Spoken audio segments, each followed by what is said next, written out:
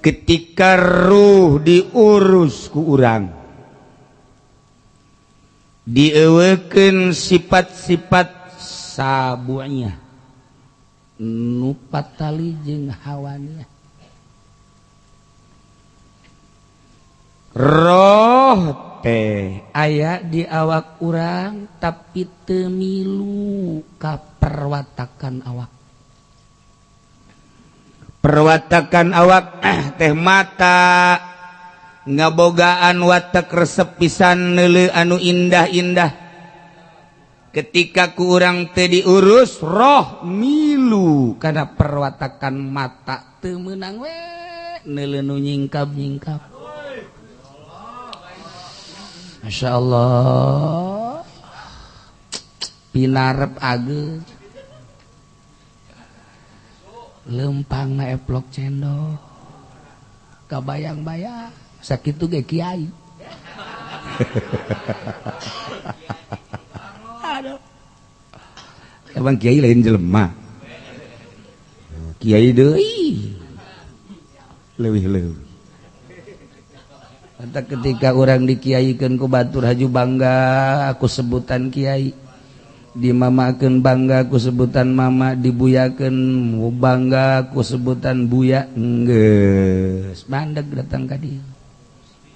Henteu pernah ditapakuran asli henteu sih kiai aing teh. Besi ku jelema we di kiai-kiai dibuya-buya horeng ku Allah mah dibajingan-bajingan. Tafakuran ku. Awak teh boga cilir sepen pisan berwatak celit teh ngadenge nu merdu-merdu ketika ku urang teu diopenan perwatakan eta nafsu eta roh milu kadinya cilaka. Itu kene irung resep pisan berwataknya na ngambeun seungit-seungit. Satungtung eta teu diopenan roh milu kadinya cilaka. Kasimpulan nama urang teh leuwih mengurus urusan zahir batan batin atau ketika paeh rugi urang terus saya kurang di planning isuk-isuk kudu ngadahar endok jeung madu gila tak sehat awak teh bisa dibariskeun ti peuting pamajikan teh cos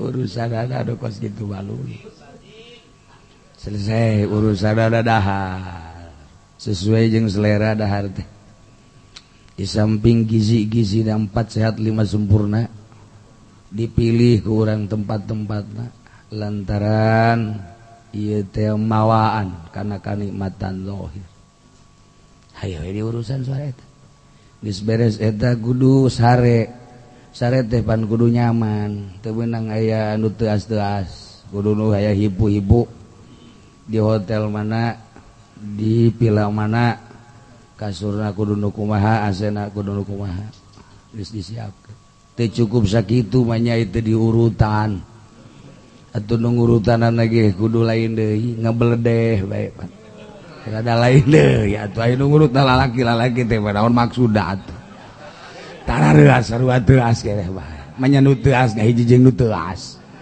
atuh mal anakan nu teu as kudu jeung nu hipu gitulah lamun diturutkeun terus we urang datang ka paeh geserkeun saeutik ieu urusanana ku ari urang urusan ruhani mulai kurang diasupkeun kana kolbuna kolbul batiniu yakni nur ilahi cika ahlina urang datang supaya kolbu urang bener-bener hirup ulah paeh bersihan kolbu urang ku cara-cara tertentu supaya di kolbu engke memasuki naik ke fuad hati anu dalam tidinya langsung ku urang dengan cara-cara tertentu naik datanglah urang ke sirrul asrar lub ngaran ketika urang urusan lanangan sakara di sodri naik urang ka kolbu didinya teh urang encan diteruskeun atuh babacaan tengan sakadar eta we la ilaha illallah eta babacaan kolbu. Ketika urang dek dilanjut ka fuad mulai lelembutan geus dizikiranna ge geus lain ku ari mah dizikiranna ge naik tina la ilaha illallah Allah Allah Allah Allah Allah Allah. Ketika geus katingali ku guru perkembanganana naik kana huwa hu hu. Ketika geus naik langsung kana al haq al haq al haq al haq al haq.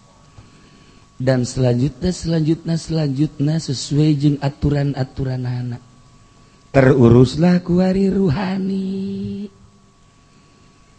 Ruhani di mana diurus? Geus aya keseimbangan kuari antara jasmani jeung ruhani. Lain berarti ulah dahar ulah nginum, tetapi dahar jeung nginumna teh disederhanakeun jang nguatan ruhani. Jageninganan cak Imam Ghazali lamun deuk digawe kudu poteng beteng. Tapi lamun deuk ka Allah kudu 50% leuwih handap. Aturanana lain deui. Deuk ngaragaji teu beunang kurang dahar. Aya bae kasebut bos ya mah kos tukang ngaragaji bae tah dahar. Deres nya ngaragaji nya gembul. Ai si eta ngaragaji henteu gampak henteu. Ai dahar ngaleuwihan ti tukang ngaragaji. Ayo mapan musibah di keluarga lamun kos kitu eta. Atuh anak teu kabagian incu teu kabagian. Beakunya anak kabeh. Tungtungna incu ge nyumpahan bae. Bapak kolot ira paeh nanya.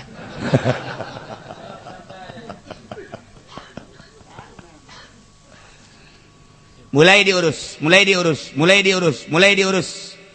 Dok.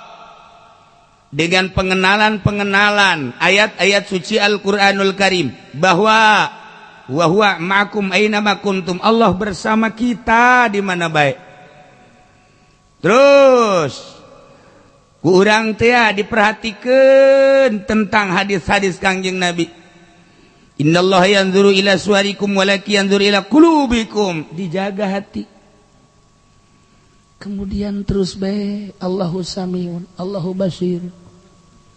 Terus ayat-ayat suci Al-Qur'anul Karim teh dipantaukeun ku urang kana qalb supaya karasa. Dengan bimbingan guru mursyid sesuai jeung aturanana supaya ruh urang kenal ka Sang Khaliq. Pai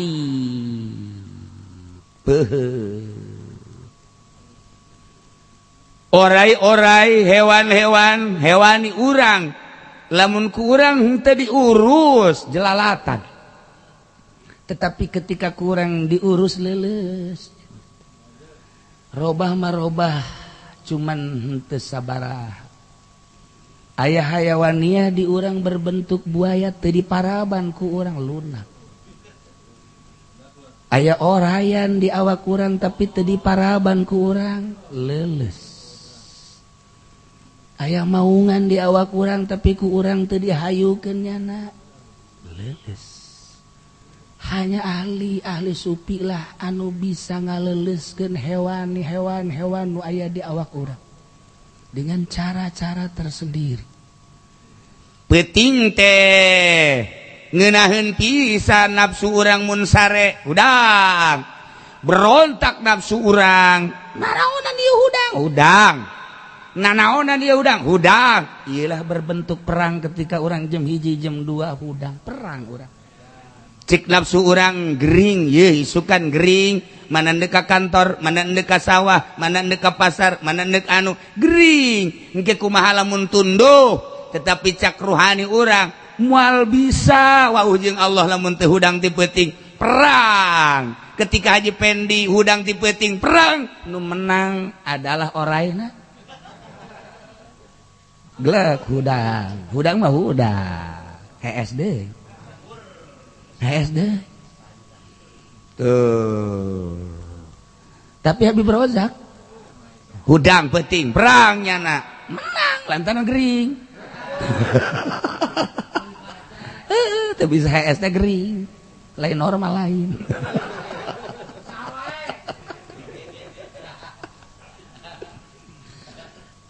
Penuh dengan kesadaran perang teh eta mah lain sampai 2 pesa minggu 2 minggu sebulan 2 bulan setahun 2 tahun terus. Perang lah. Ku urang terus makin dilunakeun aya babacaan anu ngeunaheun engke ku Allah dibere, hanya Allah nu mere. Teu bisa diusahakeun dihayal teu bisa. Cenah wali zikir ngeunaheun dilasakeun ku urang kok teu ngeunah lain dihayal. Pangkat solihin, pangkat wali teu bisa dihayal. Tetapi dibere ku Gusti Allah ketika orang istiqomah di jalur eta. Mulai orang terus tadarru dengan cara-cara anu geus diberikan ku guru. Terus setahun, 2 tahun, 3 tahun nyanggakeun sadaya-daya ka Gusti Allah ke dibere tet. Ya Allah, ku aya terasa ngeunah nu hese dicaritakeun. Seakan-akan lain urang nu zikir, seakan-akan lain urang ieu nu salat, seakan-akan lain urang padahal urang. Tapi ngageser keyakinanana. Dengan ngageser keyakinan nu tadina urang teh dibabagus melalui fikih, capek kan melalui fikih mah. Terus we urang melalui fikih mah capek. Salat eta 4 rakaat, 6 rakaat teh geus karasa capek jeung hareudang. Tapi ketika make keyakinan nuku Allah dibere, kemudian dibere rasa ku Gusti Allah, haus sakumaha urang dahaga hayang nginum haus. Kitu kene. Berangkat urang ka Allah melalui salat haus. Ketika hudang jam 2 teh, Masya Allah cerik. Kunaon cerik teh? Asana moal loba ieu salat teh. Maka mari mah teh jam 1 ngeunaheun perasaan ieu mah teh jam 2. Moal kaburu aing sababaraha 10 rakaat moal kaburu zikir kulantaran ngarasakeun indah jeung nikmatna. Jadi ka buntutnakeun teh sedih sebab teu kaburu loba. Kunaon eta ku ngeunah. Urang mah pan hudang teh lamun jam 3:30 waduh peuting teuing dah. Masya Allah kumaha isuk ieu. Dibere 3:30 teh masih payakeun peuting keneh we. Peuting keneh teuing. Nah, eta kan can boga rasa tah makos nu boga rasa ketika hudang jam 2 baik ya Allah ya Rabb asana kaburu tah moal ngabereskeun eta lantaran nikmat mulai terus diberikan nikmatan ku Gusti Allah ya Allah hese tah pelebah eta mah nyaritakeunana lantaran ma takun salasah illa huwa rabi'ah illa huwa khamsah. Terus urang sorangan kadua na Allah, urang duaan katilu Allah, urang opatan kalimana Allah. Dina harti urang teu bisa pisah jeung Gusti Allah. Karasa da urang babarengan jeung Gusti Allah. Geus eta ibadah kos kitu geus moal aya usolian. Nu mantak urang diusoli dia tamrinan supaya Allah na kabawa ka hate kuari ieu geus bareng jeung Allah. Geus urang ketika urang takbir sejak kaula salat maghrib 2 rakaat lantaran urang teh beusi kabur. Geus aya qasdu ta'arud ta'yin kuari terasa Allah babarengan pan salat teh deka Allah. Allahna aya di diri urang karasa. Atuh geus teu kudu make qasdu ta'arud ta'yin. Dia tah mah jang nu bodoh. Yang nu bodoh sholli fadl. Allahu akbar Allahu akbar.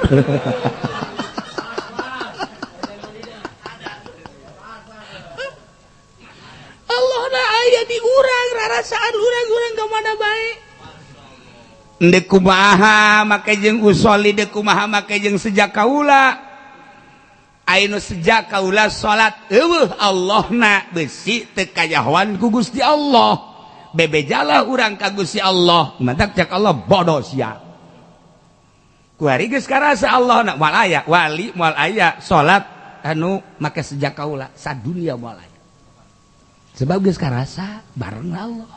Geus Allahu akbar. Haji urang nurutan wali Allahu akbar sasar sia. Pugu Allah na ge eueuh. bae makom pikih bae sih ulah urutan wali. Woi kiai itu mah kan salat kitu Allahu akbar urang turutan. Allah satu Gusti disiksa sih di akhirat. Allahu akbar cek malaikat pasti Allahu akbar urutan kiai. Ulah saturut-turutna. Sebab nu saturut-turutna bae duku guruna ulah milu henteu deuk milu ulah deuk milu bae nanjak mah masih keneh bisa. Ketika ngojay masih keneh bisa. Begitu aya seuneu milu sia ka dieu. Ayo ji hayo milu boga tadi saya dikuaing diulah-ulah milu kada atuh geheng.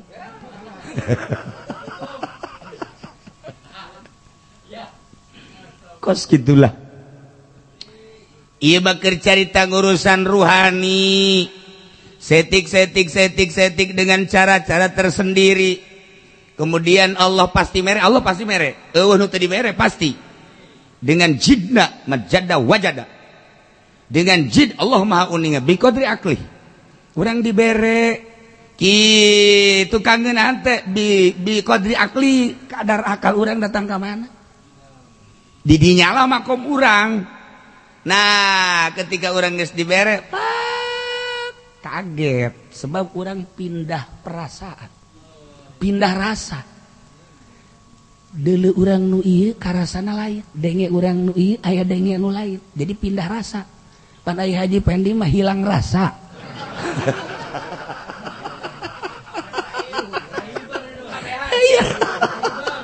Nyana mah hilang rasa. Kumaha emang kanyahoan hilang rasana kok kiai asana cenah keterlaluan. Ih, kamari kan ka Banten. Ya ka Banten ye. Kanyahoan hilang rasana dek dibuktikeun ku kula. Begitu datang ka Banten, kula ngopi heula, saenggeus ngopi ngadahar endog. Ternyata endog eta kan bau. Kukula makan dipicen ka handap ku tengeun nah ieu endog dataran aya rasa nyana mah terus bae. Ah berarti kan hilang rasa. Eta kanyahoana da dinya eta kanyahoana. Hore nyana mah geus teu nyaho bantek teu nyahonan terus bae. Sebab berwatak orai koros. Hilang rasa. Atuh aya nu bau mah bau bae kahandapkeun tetep daya ari ku urang. Nyana mah henteu. Terus bae. Malah barang di deuli di kolong aya ieu urut saha. Hampir-hampir mun teu dicegah mah tuh hampir-hampir. Ieu mah beusi pajar bohong henteu. Hilang rasa. Atuh ngadahar sawo ge pun urang mah ieu beburuk henteu. Nyana mah tuh terus bae. Atuh hilang rasa ngaranna.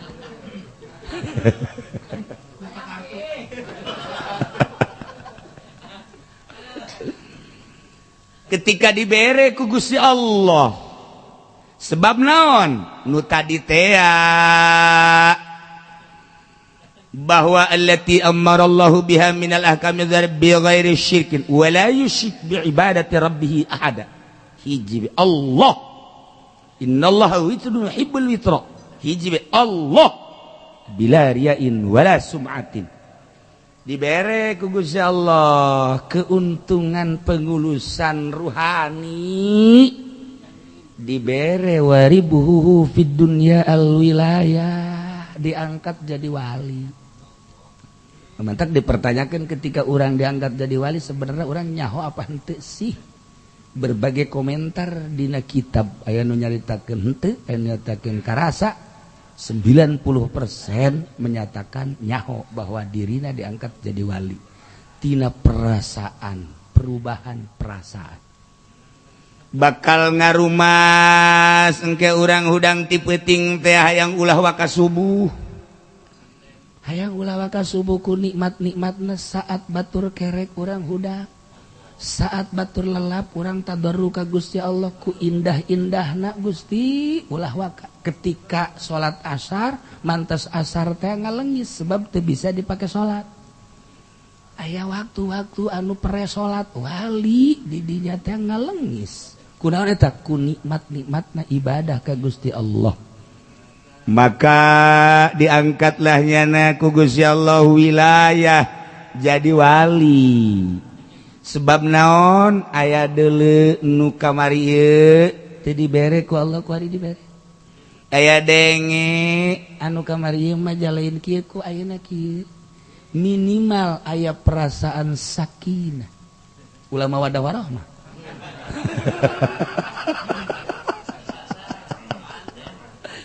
Ala bizikrillah tatma'innul qulub. Dibere tumakninah ku Gusti Allah, qalbuna tentrem. Kumaha katentremanana? Diuk isuk-isuk ketika bring jelema berangkat ka pabrik, ka pasar, ka kantor. Nyana sugan terbersit hayang kabit henteu anteng. Ketika ngadenge aya jutaan-jutaan kiai-kiai termasuk Ki Fudoli dibere misalnya ku bupati. Sugan nyana hayang henteu tentrem. Ketika aya sesuatu anu berhubungan jeung dunia, diangkatlah pangkat, ditaikeunlah jabatan, sugan kabit henteu. Tatma'innul qulub. Eueuh naon-naon hiji be Allah. Tatma'innul qulub. Tetapi urang zikir anu diarah tumakninah moal jadi wali. Ulah urang zikir hayang tumakninah qalb atuh ulah. Zikir be ka Allah nu merekna tumakninah Allah. Ulah jadi tujuan zikir tumakninah. Ulah zikir bae sholawat bae adapun engke mere tumakninah urusan Allah. Ulah sok haju urang dihayang-hayang nafsu teh di dinya ketika urang zikir hayang tumakninah qalbu. Nafsu urang berarti di dinya. Nafsu urang teh lunakeun ku urang. Ieu zikir bae adapun dek dibere dek teu tumakninah kumaha Allah bae nu mere. Tidilah waribuhu fid dunya al wilayah. Masyaallah dibere pangkat kawalia. Urang terasing jeung nu sejen sanajan ngahiji zahir doang. Tetapi ruh urang jeung Allah. Kos kitulah wali-wali Allah. Perasaan-perasaanana hanya wali anu apalin diri anu apalin ka diri sorangan. Ketika di wali-walinya nama embung, ketika di hebat-hebatnya nama embung. Biasanya nama anu biasa-biasa bae. Geus lamun ku batur teu kajahoan darajatna nya nama bunga. Ketika kajahoan nya sedih. Pan abdi mah jeung Gusti, cukup ku Gusti bae atuh. Nu uningana jan nu masihanana ge Gusti nyangakeun sadaya-daya ka Gusti. Ulah dikaluarkeun. Ieu perasaan-perasaan ulah batur nyaho. Tetapi ku kitu teh ku kitu ku rasa eta bakal timbul bae. Contoh minantu Syekh Nawawi lempang jeung Syekh Nawawi di Tanara ka dieu ka Mauk. Ketika di Kresek aya hiji pasantren loba santrina minantu Syekh Nawawi teh anu sok nulis ngaranna saha? Ki Najihun bareng jeung Syekh Nawawi. Di jero hate minantun aya kebo aing mun masantren di dinya meureunana tereh tak kana bisa ngaji. Langsung ditepak ku Syekh Nawawi. Langsung boga pikiran hayang masantren di dinya. Padahal mah ngomong teu naon teh.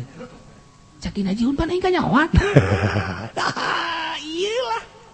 Waliullah teh kos kitu, spontan nyana kitu maksudna Syekh Nawawi ge. Dan kulantaran ieu lamun diantep bae bahaya. Nah, jadi lah masuk boga pikiran. Kula ge pernah negor Haji Pendi di jalan, pernah. Lantaran neuleuh awewe nyana resep. Geus aila napa ulah sok culak lirik. Kecuali hudang masalah.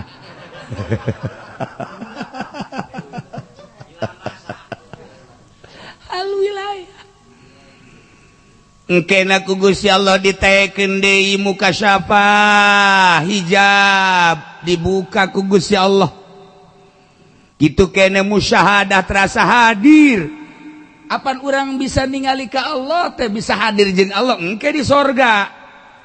Tetapi horeng waliullah mah dunia geus jadi sorga. Musyahadah fi alamil mulki, di alam mulki di dunia geus terasa bareng jeung Allah. Aidu bakal bareng jeung Allah ningali langsung ka Gusti Allah engke kapan di sorga tah yakinkeun. Nu ku urang ku ari disembah di sorga bakal katingali. Tapi horeng waliullah anu di dunia geus diangkat jadi wali Allah. Musyahadah ku ari fi alamil mulki. Rasa bareng jeung Allah. Rasa hadir jeung Allah ka mana bae. Teu boga gerak kecuali gerak Allah, teu boga denge kecuali denge Allah. La yazalu abdi yataqarrabu ilayya bin nawafil hatta ahbabtu wa idza kuntu hatta uhibah wa idza kuntu ahbabtu kuntu ainahu wa lisanahu wa yadahu dan lain-lain sebagainya.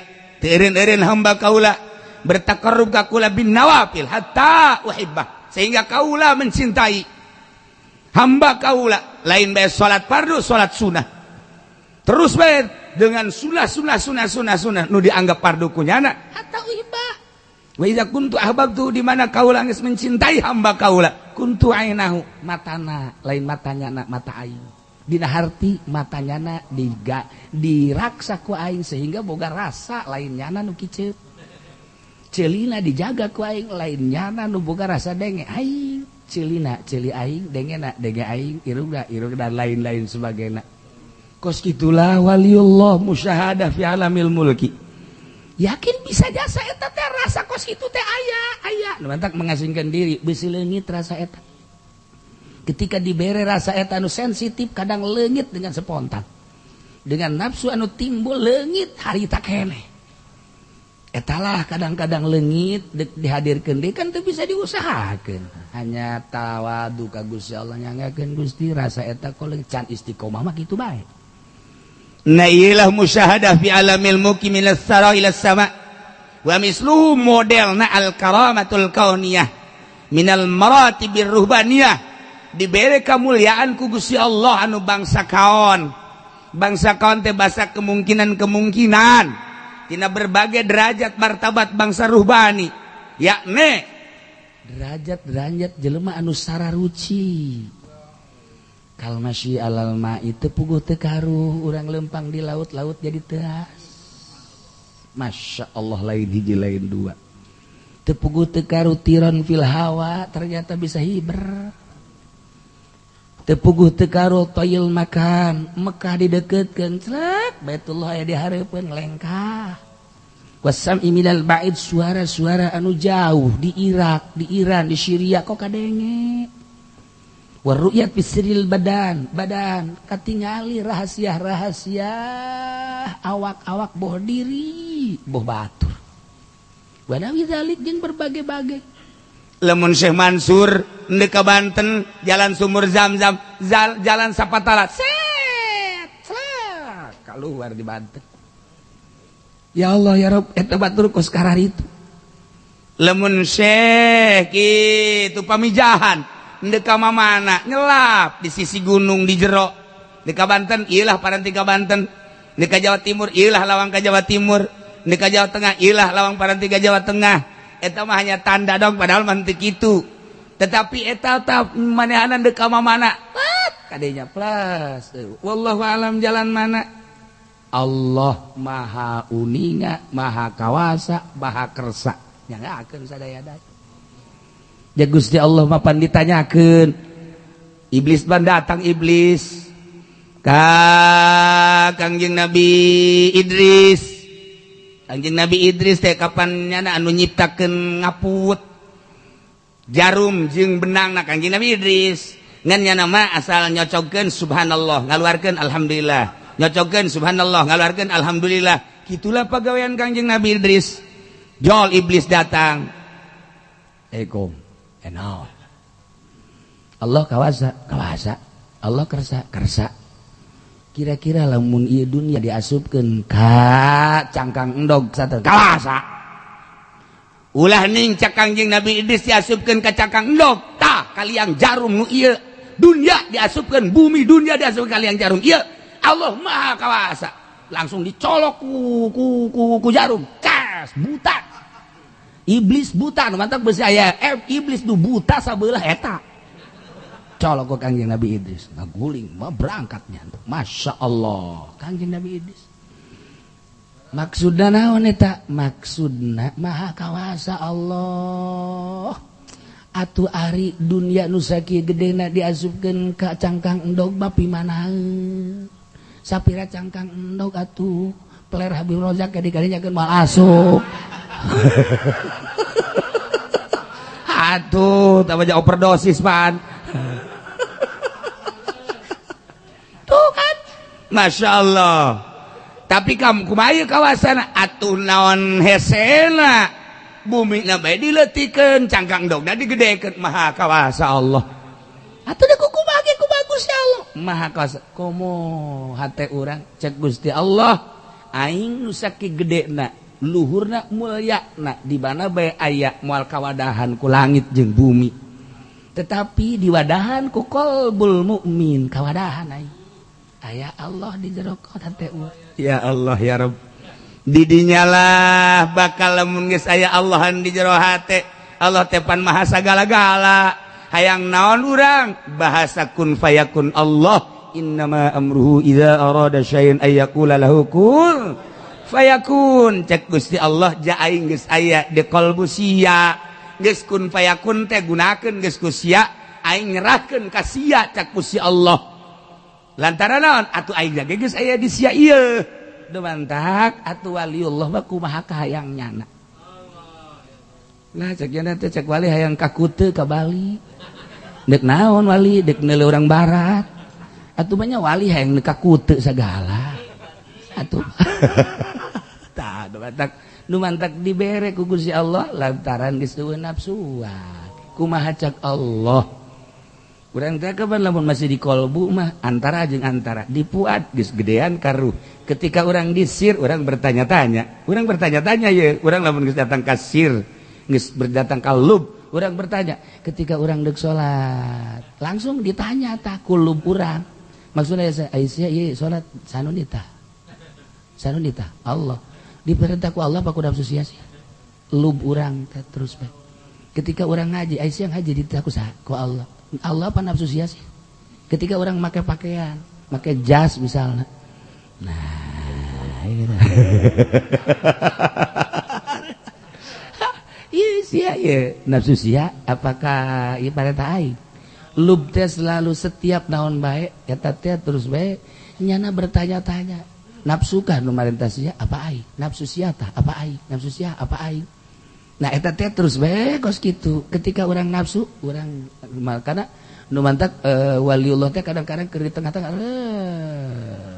aya sesuatu anu di luar dugaan orang kok bisa jadi aya sesuatu anu nyana di jero kolbuna lubna keur nyarita ternyata aya nafsu kok aya tingkah kos kituan aneh kabeh ge nu apal kecuali dirina lantaran nyana ngaleungis ka Gusti saat eta kos gitulah lub terus bae ngobrol jeung dirina noelan ka dirina iyalah wali Allah terus seketika dibere ku Gusti Allah kun fayakun maka nyana malah malik embung nyangakeun urang mah kuari lantaran teu boga bu mun aing boga aing mah deuk hiberan bae anu nembak sia tapi ketika geus dibere ku Gusti Allah teu hayang nanaon malah justru ku teu hayang nanaon eta lah ku Allah diserahkeun ketika urang boga kahayang Allah mah teu sebab ketika urang hayang nafsu urang ketika geus eueuh nafsuan malah dibere ku Gusti Allah kos jelema loba kahayang lamun susah bawa aing mah lamun sugih deuk anu bae aing mah jelema sugih henteu jelema susah mah bawa make pakaian ge teu meunang salah kudu nu mahal bae nu sugih mah henteu biasa bae jasa kitu bae sebab naon sebab make pakaian bagus jeung goreng atuh tetep bae nya mah sugih atuh aya nu jorek mah bale teh mah eta teh sabenerna mah cek Imam Ghazali jelema susah make baju bagus nipu diri eta teh nipu diri nu sabenerna mah lantaran naon aya kekurangan di dirina ditutupan ku pakaian bagus eta pang tolol-tololna jelema sabenerna gitulah Imam Ghazali lain normal goblok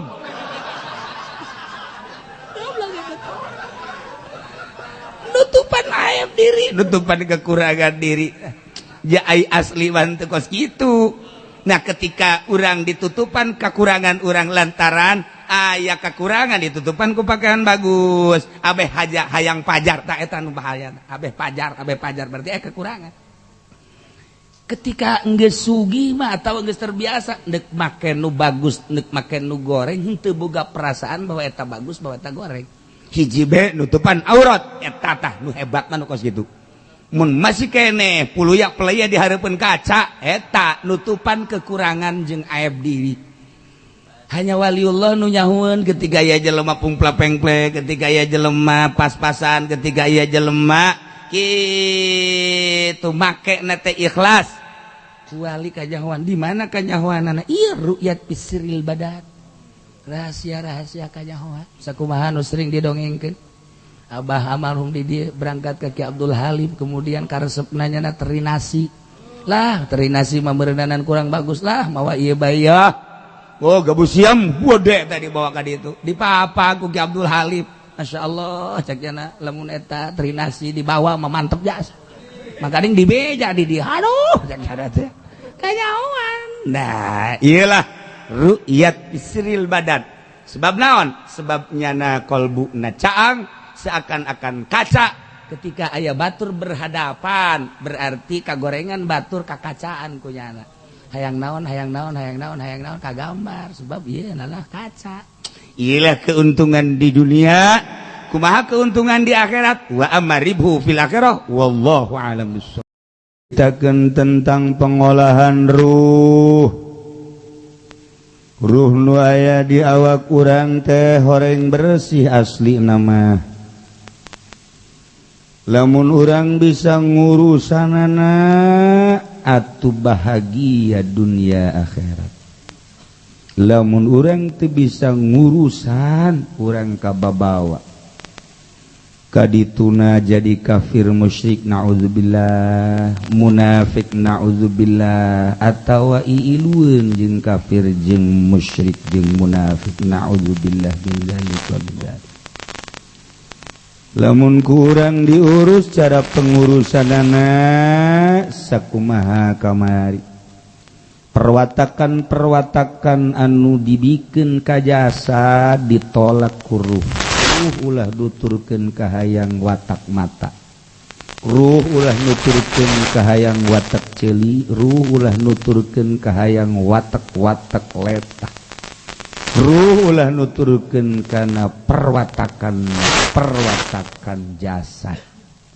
Tentuna sulit, tetapi aya guru melalui guru mursyid lalaunan urang mujahadah merangan nafsu, riyadhah ngajar nafsu, selalu diajar melalui petunjuk guru mursyid. Kecenderungan kolbu urang anu jadi panglima ngabulak balik perjalanan ruh diatur ku ahlina. Kanjeng Nabi mah secuil acan dunia, gunung dek dijadikeun emas jang berjuang embungeun Kanjeng Nabi. Para sahabat dibongbroy ku dunia, senyum menghadapi dunia sebab kadeleuna ku Sidina Abu Bakar Siddiq, Sidina Umar, Sidina Utsman, Sidina Ali radhiyallahu anhum, dunia adalah bangkai. Kebeladieuna para aulia Allah sering dibere hakikat dunia. Lamun Tuan Syekh Abdul Qadir pernah nyekal apel dicekal ternyata horenganan getih. Lamun Abu Hasan Asyadzili dunia dibalangkeun jadi orai, geus arasub ka ahli hakikat moal hayang dunia. Urang mah panu kadeleuna waduh Avanza teh Lexus. Atuh kumaha bae carana dek haram, dek halal makomo, dek nang menta, dek proposal, dek ngabohong, dagang teu beres janu kadeleuna teh kemewahan. Komo lamun diberes senyum karawang, masyaallah. Nu eplok cendol teh. Aduh, geus ditinggalkeun nu di imah ge geus teu diurusan. Eta lah permasalahan. Urang kadeleuna teh indah, anu mata kurang kabongbro, salengkah-salengkahna demi dunia. Kajenting eta kiai, kajenting eta mama.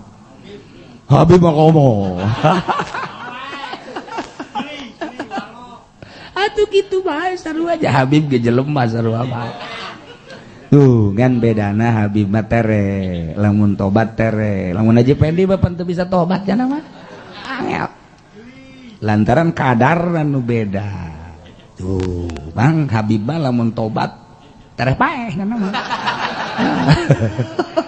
Hook tobakeun Allah asal geus bagus beungeus ulah karusakan deui langsung paeh mantap tah angel katobatnya na abe panjang umurna. Aduh Masya Allah seperti eta hampir disalametkeun para habaib aya jaminan disalametkeun anak bisa tobat. Iyalah cek dina kitab Fatawi Hadisiyah. Nah, ai urang mah ku ari urang ye tobat sambel. Tobat sambel mah okos jelema nu ngalahir. Nyeri alau bade deui alau. Brosot kaluar. Nang saminggu geus bakal lipen deui. Aduh, salaki geus menang ka mana-mana ulah ka mana. Aduh, tah ieu gara tobat sambel. Dihitung geus 15 anak. Cenah geri. Tapi lamun teu dibere kitu atuh geus negara. Untung awewe dibere 9 eta. Nafsuna. Lalaki kewalahan. Tah, iyalah ruh. Diaturlah melalui guru mursyid, murid ngaranna aya nu langsung murad. Cara Kifudel bin Iyad dimurad ku Gusti Allah. Dan sederetan wali Allah nu dimurad termasuk Gus Dur ti leuletik khari geus hese urang nyaritakeunana jelema menyikapi Gus Dur iyalah itulah sabodoannya nama tapi terbukti jeung loba-loba deui wali-wali Allah anu dimurad ketika leutikna geus khari kulong adat urusan Allah teh mah jeung Allah. Aya anu zikir bae tapi malah resep kana dunia, malah zikir lagi jang dunia. Atuh Kifudoli maca sholawat lagi jang supaya loba undangan. Atuh terus bae atuh. Haji Pendi baca sholawat jang karung supaya laku. Mah usah potong. Teu beres itu beres. Babacaan teh jadi lain tambah bagus, tambah kredit. Nah, atuh lalaunan selak melalui guru mursyid kieu carana mulai engke ge aya satu ketenangan Allah meres rusuk ka jero hate.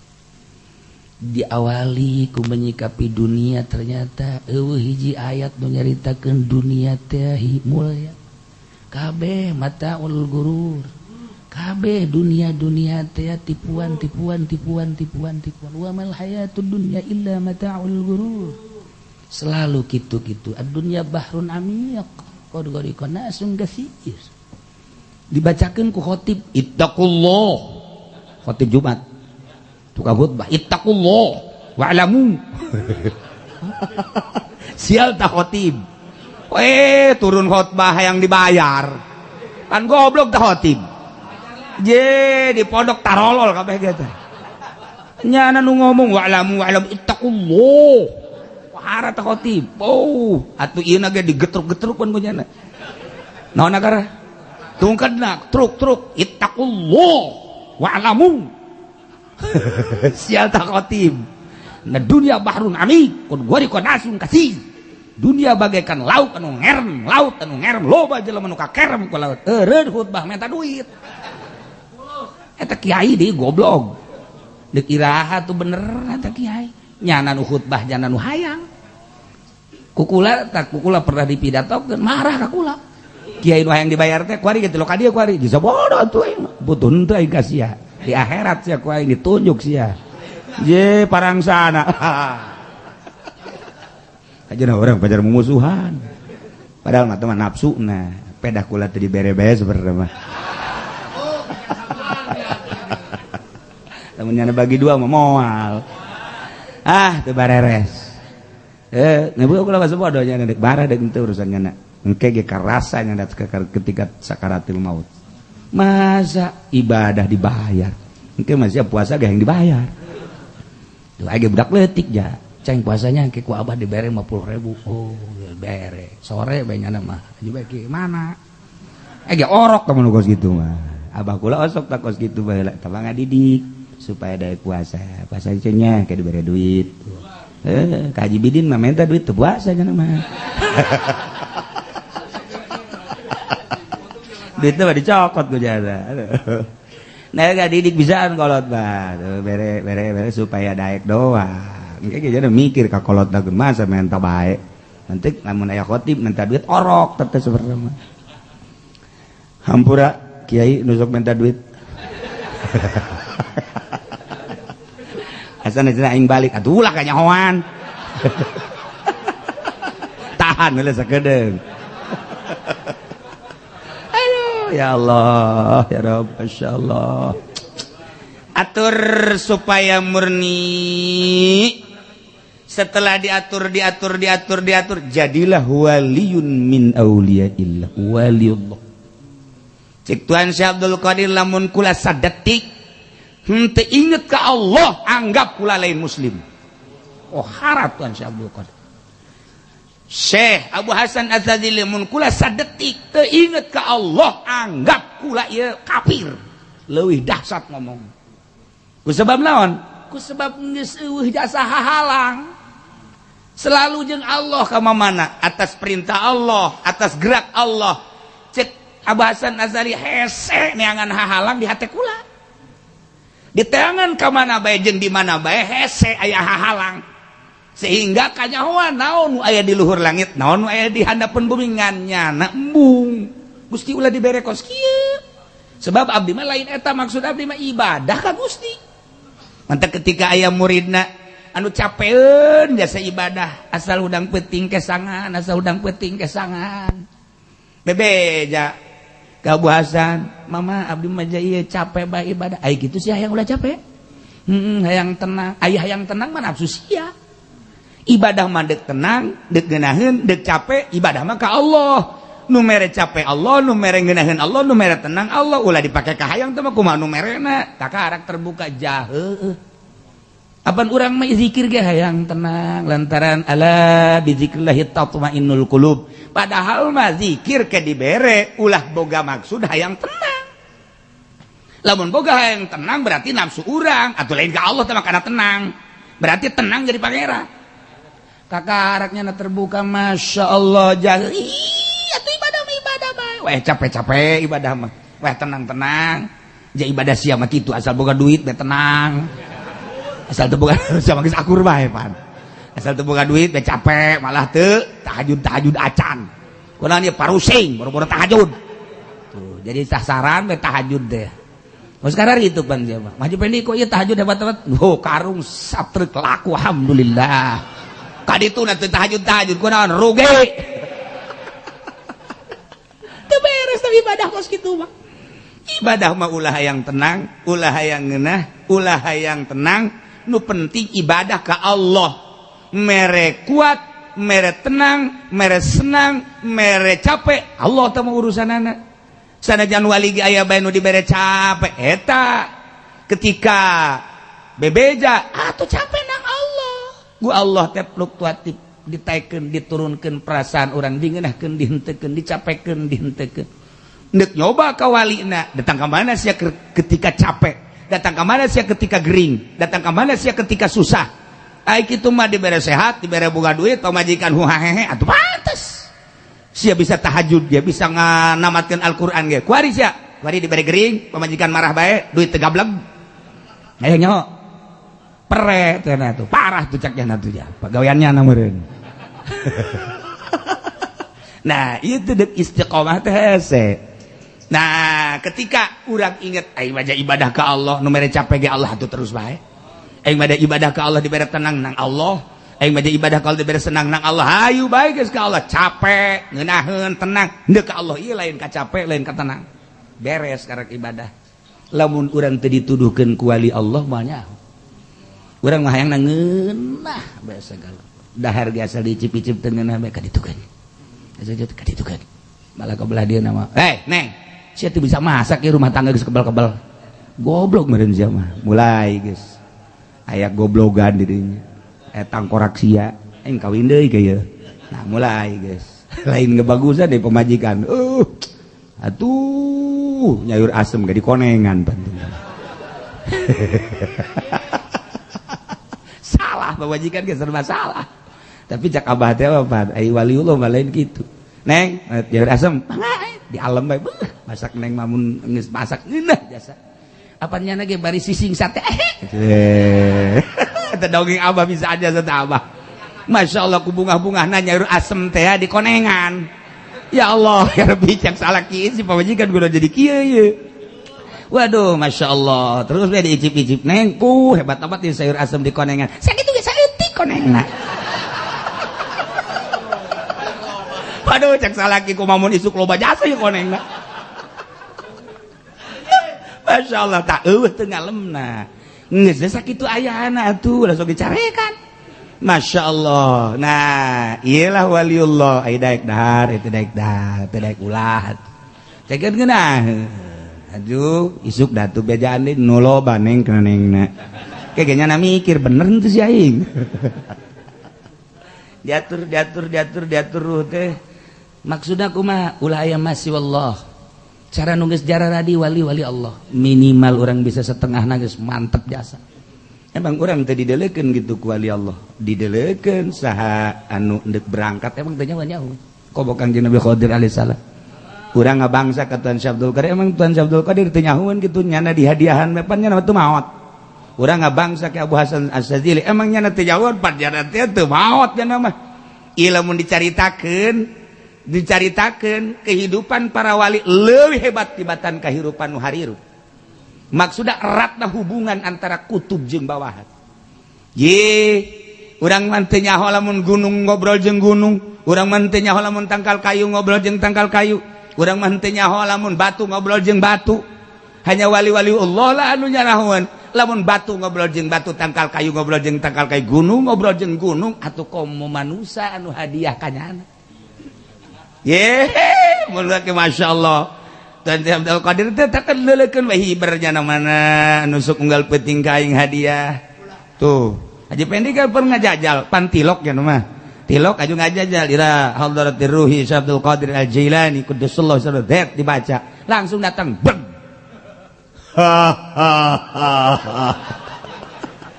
aya naon sia Pendi didagor gua sia Atuh lain Tuan Abdul Qadir dengan Raja Jin datang sembarangan sia atuh sih gade nah aya aturan-aturan tersendiri nyingkapkeun hijab mantak-tak dibere impian-impian nu istimewa asli impianana lantaran lain timbul tina nafsu ketika orang ibadah make sodri nafsu aya kene ketika orang ibadah make kolbu aya nafsu kene ketika orang nyulusup geus kana fuad mulai nafsu geus eueuh ketika orang geus jadi lub sirrul asrar moal aya nafsuan hirup teh geus teu diatur-atur ku makhluk hanya Allah hiji geraknya na kumaha ceuk Allah kiceupnya na kumaha ceuk Allah moal nyanahan sewaktu-waktu engke teu dibere ku Gusti Allah hanya untuk mencoba ka istiqomahanana. Jadi tujuan apa henteu karomahna. Besi nyana boga tujuan karomah cabut karomahna. Teu diijabah doana. Wali moal gentar ku sebab teu dibere karomah. Biasa bae. Waktu diijabah, waktu henteu lain urusan. Urang makan lain. Ya aing geus ngabudah-budah kan henteu bae segala teh. Dik naon deui nu dibaca jeung geus beak ieu babacaan. Can dihasilkan karya memang lah ini eureun tah eta nu dimaksud ulah kos kitu saju eureun pan ka ditu sebab ibadahna hayang karomah ibadahna yang mulia lain ka Allah wali bente iya tuh urusan dijawab urusan Allah boro-boro eta taeh gitu dia urusan Allah Masya Allah karim li kumaha tuh kuari diatur wusul ilallah geus eueuh nafsu mana nu kudu ditarik nafsu mana nu kudu dipicen latifatul qalbi latifatul ruh latifatul sir latifatul khofi latifatul akhba latifatul nafas latifatul qalb berbagai latifah di dinya teh aya muatan di dinya lah mana nu kudu ditarik mana nu kudu dipicen sesuai jeung aturan guru zikirna gengke diatur ku guru timimiti jahar la ilaha illallah datang ke khafi Allah datang ke huwa datang ke al-haq datang ke al-hayyu al-qayyum al-jabbar sesuai jeung aturanana teu meudang pindah urang ti lama budak bihakin datang ka maksud lamun eueuh anu mindahkeun tidak lama sudah ulah pindah kana alamat lubang lamun eueuh nu mindahkeun anak guru mursyid jeung urangna geus kajahoan aya perasaan tersendiri. Guru mursyid moal nyalahan ketika urang pindah rasa nyahoeun nya moal disebut mursyid atuh ai lain haji mursyid mah ya deui sakadar haji mursyid mah atuh lain deui ieu nu batak disebut mursyid geus eueuh duniaan sehingga nyaho murid naik jeung turunna mendak ieu kuari thariqah teh ambalayah tapi salah ngajarkeunana ente lamun berthariqah insyaallah dagang maju kok thariqah si jurusana dagang ente insyaallah asup thariqah ieu engke lamun asup thariqah ieu jabatan ente bisa naik naon hubunganana thariqah jeung jabatan thariqah mah deuk ngeuweuhkeun dunia baik kemuliaan jabatan kagungan jabatan dunia hiji Allah dek ditaikeun dek diturunkeun kumaha Allah ieu ka Allah be singgirkeun eta thariqah ieu kuari lain thariqah nu salah guru mursyidna encan mursyid geus mursyid gitulah seputar thariqah di Indonesia ngan urang nyalahkeun atuh ulah zikir ai teu disalahkeun emang salah atuh kajen bae heulanan engke ge karasa ieu kunyana ya aing zikir kieu bae cek teh lah aing mandek eureun bae tah eureun balukar eureun atau ieu zikir aing beuki puyeng bae ieu kos kieu emang kunaon gitu barang zikir bae ieu warung merosot nah aja kumaha tuh aing nangan al hikmat bae lah al hikmat jurusanan datang ke Habib Rozak nah dibere kunyana pesok keris nah ini ya insyaallah lah katanya ya di keris ini bisa miber nih oh ya kalau dialungin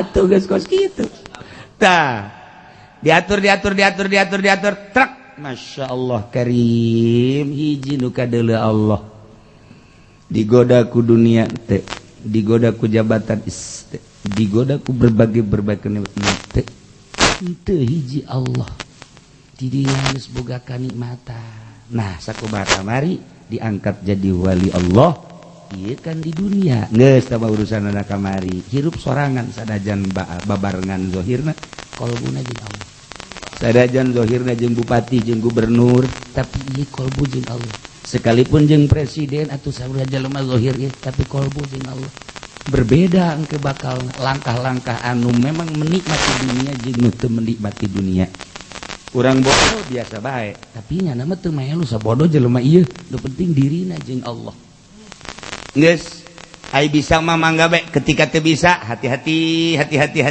geus waliullah nu berangkat di pemerintahan aya nu di perekonomian aya anu berangkat di pertanian aya atuh waliullah mah atuh kumaha nya bae lamun urang nyaritakeun di salah satu tempat di Karawang aya waliullah eta teh aya kuari ge maksudna nyana biasa bae kadang-kadang kuku cuprakan di laut kadang-kadang mah atuh biasa tani kadang tapi mun dipanggihan kan hese aya di Jampang atuh aya sarua bae kadang-kadang ka kebon kadang-kadang ka laut kadang-kadang tapi hese urang neuk ngobrol hese termasuk di Pandeglang atuh aya kadang-kadang ka gunung kadang-kadang ngobrol kadang-kadang tapi ngobrol serius teu bisa lamun eueuh nu kararitu di kumaha di nagara ge aya kuari teh di nagara anu keur ilu pupolitikan biasa urang mah teu jaho si eta tapi jangan ngaluruskeun setik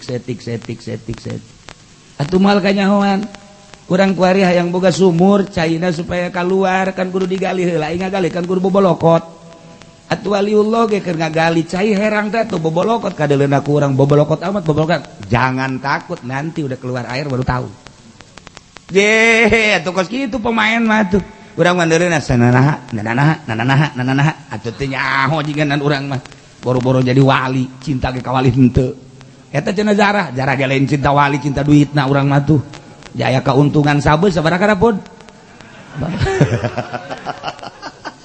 geus dihitung bae ku jana teu eta kan urang lain cinta wali eta mah urang cinta etana nah berangkat terus jadi di akhirat kuari mah wa amaribuhu fil akhirati keuntungan di akhirat masyaallah fa huwa fil jinan surga lain di akhirat di dunia geus ngarasakeun wali mah surga geus ngarasakeun lamun Tuan Syekh Abdul Qadir sering dikiriman rampadan Abu Hasan Asadi Imam Mursi Ibnu Athaillah kan kaget ketika muridna kalaparan keur zikir teh lantaran 40 peting teu dahar teu nginum aya nu pingsan teu pingsan ya nyana kan ngalirik we ka luhur ya Allah ya Rabb teu kebel set datang kan kasaksian tah dahar ini kumaha aja saha nu mawa eta kan di mah haji pendiman wa aya gareuh geus aya di mejanya dari dahar pada kemana ini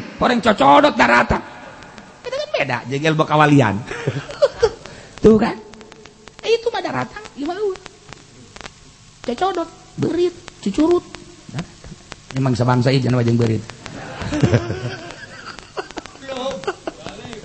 tuh kan Masya Allah karim surga walhur bidadari atupan bidadari mah lain cara orang Bandung jeung Karawang atunya namun nyidu ka laut seungit atuh kelek lagi seungit dak atuh coba artis kelek namun teu make Rexona bah Masya Allah karim atuh seungit ya nama ya Allah ya Rabb lamun singgirna ditololkeun ka dunya mata poe mit hampura cek mata poe pula eleh ku cinggir bidadari mata poe mundur mundur mit lah hampura cek ya anu dek lumpakanna sagede haji pendet teu sudi aing mah atuh teu sudi numpakan bidadari potongan kos kitu teu cak urang cak Allah mah teu mangga bae atuh teh mah nyangakeun sadaya-daya ulah wakahayang sia pikiranna lah ibadahna ieu walhur ya Allah ya Rabb wal kusur wih istana gedong atuan batana ge lain buatan Cisoka bata buatan Cisoka mah komeng kahujanan jadi tanah sial ta Cisoka ya Allah ya Rabbi ieu mah batana ge tina zabarjud inten permata Masya Allah karim ieu tajang wali-wali Allah wal gilman pengladen sekitarna anu ngaladenan urang hayang naon padahal teu perlu diladen tapi jelema gede kan diladen wal asyribah berbagai minuman geus puguh kopi geus puguh susu geus puguh arak geus puguh minuman luar biasa geus sagala kahayang minuman aya kabeh ya Allah karim sairun ni'am jeung berbagai kenikmatan fil jannatil ula wa hiya jannatul ma'wa yakni surga ma'wa aya segala rupa dibere bidadari saurang 70 Masya Allah encan bonus ya Allah bukaan ku urang ayo guys urang di luhur beteung mah ayo pindah ti beteung ka beteung ti susu ka susu jadi surga mah capek jeung parawan deui Masya Allah karim tah nu mantak waliullah mah geus bebeakan teu hayang sama sakali kana dunya engke bae di akhirat lantaran kuari kurang kabong diteangan ku urang dunia datang ke urang himah ngaji himah ibadah ieu kan urang berarti loba hijab tinggalkeun eta deuleu surga heula mimbitina surga heula kabla ditunang ge teu hayang ieu surga Allah leuwih nikmat jeung kabogoh daripada jeung bebereanan urang dibere kue cincin ku kabogoh kabogona urang jauh dideuleu ku urang kue cincin ge diciu buat lain di dahar lain Masya Allah neuleuh kue cincin teh asa bobogaannya na Masya Allah aduh teh bobogohan tololnya saya atuh kue cincin di minyak misikan nanaonan nikmat jol besar witina anu ngiriman kue cincin dibalangkeun teu hayang aing naon anu bogana geus mandang bibirna kue cincin geus eueuh nanaonan memandang senyumna kue cincin eueuh nanaonan kukorbankan segala-galanya untukmu nyawaku kuwakafkan untukmu budak tolol jasa ta bobogohan Masya Allah diterik matahari terasa sejuk ketika aku bersanding denganmu tanpa harus ada payung engkau sudah menyejukkan hatiku Masya Allah gombal lah iyalah jadi urang teh kuari mah budak keneh urang mun ditanya ibadah hayang ka sorga orok tah kos kitu mah ngadahar bade krisin embungeun lantaran pait diamisan supaya daek nah ieu ge hikmahna maca sholawat ieu hikmahna maca ieu urang percaya kana hikmah kabong bro engke naon teu hiji bae Allah. Ketika geus dibere rasa jeung Allah, geus wadanawanan sorga mah sapira sorga atuh. Jepang nikmat-nikmatna di akhirat di sorga atuh kapan neuleuh Allah. Ketika orang dibere neuleuh ka Gusti Allah engke jaga di sorga jeung pasti eta kenikmatan sorga seakan-akan naon gitu garan lebu anu berkeliaran. Ku eueuh harti-hartina. Sedengkeun Kangjeng Nabi mah iraha hayang bisa. Jeung Allah teh ya. Ai urang makan di waktu. Aya anu seminggu sekali, anu sebulan sekali. Haji Pendi mah lah sak sorga sakali dong nya nama gitu. Teu deureus teh sakitu ge. Jatah tadi namanya nama di luar teu bisa ka jero. Di luar ngan haju digarrokeun kurang sorga. Pen, sini pen dah. Tadi namanya di luar bae teu beunangeun ka jero teu buka kuncina masalahna. Sebab kuncina teh kapan kudu Islam. Jadi rogok kuncian, salatna teu nyangkol, salat teu nyangkol, jeung zakat teu nyangkol, teu bisa dibuka tuh kuncina. Ngan nyana ika neraka meureun bung, ka surga teu datang di tengah. Ngan didegarrokeun we ku kawin gede pen gitu. Aduh.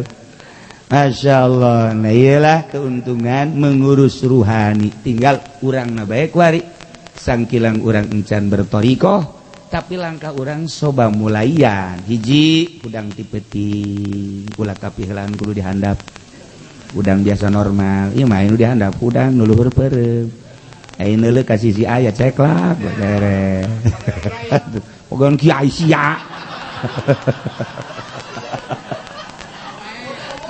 Masya Allah karim mandi wudu sanajan 2 rakaat sebab salat 2 rakaat tengah peuting anu ngaran tahajud teh leuwih bagus tibatan dunia jeung eusina. Urang lamun inget kadinya ngarenjag lamun teu salat. Masyaallah 2 rakaat leuwih bagus jeung dunia jeung eusina. Ya Allah ya Rabb. Rugi amat atuh lamun teu 2 rakaat aca. Geus dibejaan kitu ge teh coba ge peuting. Aya eueuh coba ge. Geus dibejaan ge komo nu teu dibejaan. Mantak wa bilal laili fatahajjad bihi nafilah. Masya Allah guys diangkat jadi wali teh la yazalu abdi yataqarrabu ilayya bin nawafil dengan nawafil seakan-akan fardu sebab lawan neuleuh Allah cek Allah sia ngagawean sunah ge geus kos fardu bae atuh komono fardu geus maneh mah kekasih aing hatta ahbab ata uhibbuk sehingga aing cinta ka anjeun sunah bae kos fardu maneh atuh komono fardu urang mah fardu teh geus dianggap sunah geus hese jasa Zohor ge diengke-engke hiji jeung asar. Asar ge. Kadang-kadang waktu subuh geus istiqomah jam 7. Istiqomah jam 7. Ajeuna kieu Allahumma hadi dicak anak da kok duha sih pake kunut abah mah. Nah iyalah kehebatan wali Allah Subhanahu. Tinggal urang nyaritakeun ruh rohani al-qalbu wallahu a'lam bissawab.